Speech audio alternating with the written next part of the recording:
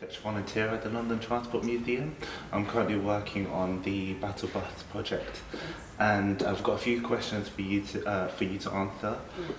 Okay, my name is Deborah Hedgecock and I'm the curator here at Bruce Castle, and that means that I'm in charge of the building, the museum and the collections, and that means looking after the collections with my staff and my colleagues obviously, and we also programme events and exhibitions and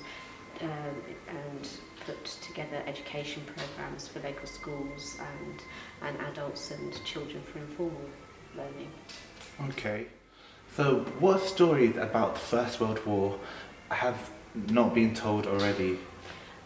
Okay, we've got quite a few projects that have already happened that have captured those hidden stories that are often not known. So that's been really important. So there has been a conscientious objectors exhibition, and there's been an exhibition about hidden heroes from across the empire who served with one of the local regiments. So those two in particular have been very important. We also had our own collections used at Alexandra Palace to tell the story of Belgian refugees and German internees. So those are quite hidden stories and quite unusual stories for which our collections and the stories are very important. But actually it's probably more everyday stories that hasn't really been researched and investigated more. So we have certain stories that we know about, and we have photographs and related documentation, but it's a lot more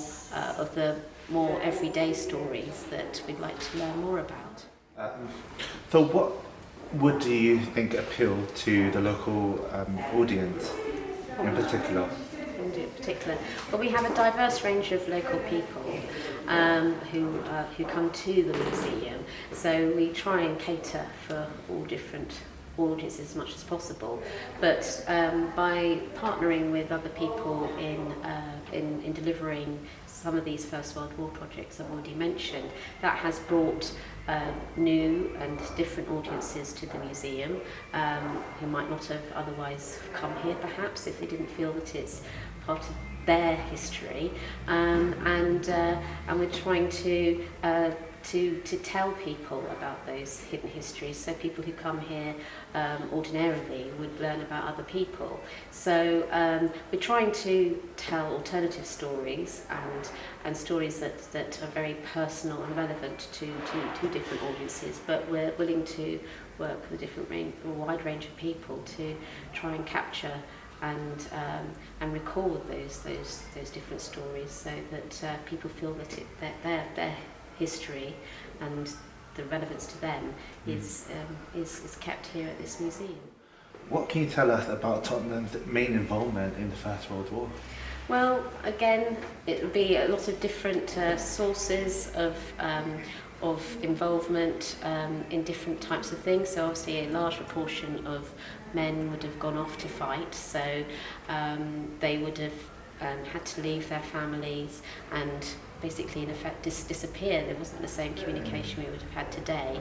On the home front, people would have to change their lives radically. So in Tottenham there was a lot of big industries that were great big employers, and so we have pictures here. So we have women who had to go off to work and do what men's jobs were.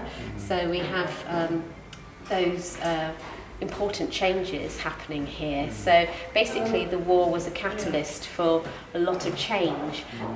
In Tottenham there was a lot of open space turned to allotments, so transforming spaces so that you'd put the land to good use to feed the people locally. So it was a lot of change happening in Tottenham, and all the different resources here, from the factories to the farms, all turned to different uses. So the football ground, transformed in order to support the home front. So, and then of course there's a high proportion of conscientious objectors as well, but also equally local people who would be more conservative and have very patriotic views as well. So there's all those people living cheek by jowl together. So how did local people take news when residents had died? Well, I think very human responses. So, this was a high level of devastating loss of a lot of young men in particular, and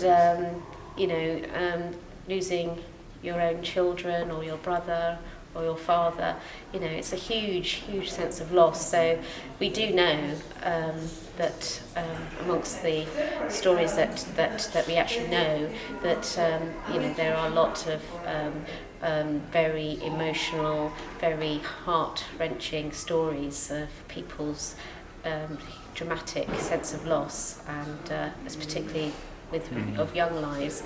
And one young life was one particular individual. I think it's this gentleman here, Charles Fouracres Greenlees, killed in action in July 1916. And his family, he was an only child, so his family obviously lost their whole family in that, and it is said that his family erected the war memorial of a Celtic cross just by the entrance to All Hallows Church, just across the park here, for the original parish church for Tottenham. So that's a very wealthy type of response, really. But the sense of tragedy, the sense of loss captured that. But they didn't make it personal to the individual. They put the cross up to all young men in particular who lost their lives. So that's a very generous and lasting memorial to those who lost their lives.